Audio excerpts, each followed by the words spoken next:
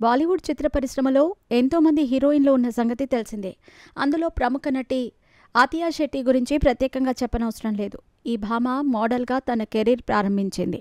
అనంతరం సినిమాల్లో ఎలాగైనా హీరోయిన్గా ఎదగాలని బాలీవుడ్ చిత్ర పరిశ్రమకు ఎంట్రీ ఇచ్చింది. తాను నటించిన మొదటి సినిమాతోనే మంచి గుర్తింపు అందుకున్న ఆతియా శెట్టి అనేక సినిమాల్లో అవకాశాలను అందుకొచ్చుకుంది.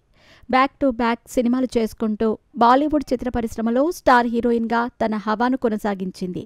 అనేక సినిమాలలో నటించి తన నటనతో అనేక మంది అభిమానులను సంపాదించుకుంది. కాగా ఆతియా శెట్టి వ్యక్తిగత విషయానికి వచ్చినట్టయితే గనక ఆమె ప్రముఖ క్రికెటర్ కేఎల్ రాహుల్ను చాలా కాలం పాటు ప్రేమించిన అనంతరం కుటుంబ సభ్యుల సమక్షంలో అంగరంగ వైభవంగా వివాహాన్ని జరుపుకున్నారు. చాలా సంవత్సరాల పాటు సీక్రెట్గా వీరి రిలేషన్ కొనసాగించారు.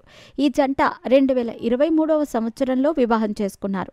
వివాహం తర్వాత ఈ భామ ఎప్పటిలాగే సినిమాల్లో నటించింది.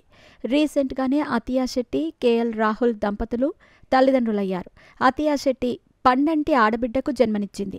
ప్రస్తుతం ఆతియా శెట్టి తన మాతృత్వాన్ని ఆస్వాదిస్తోంది. ఈ క్రమంలోనే ఆతియా శెట్టి సంచలన నిర్ణయం తీసుకున్నట్లుగా సమాచారం అందుతోంది.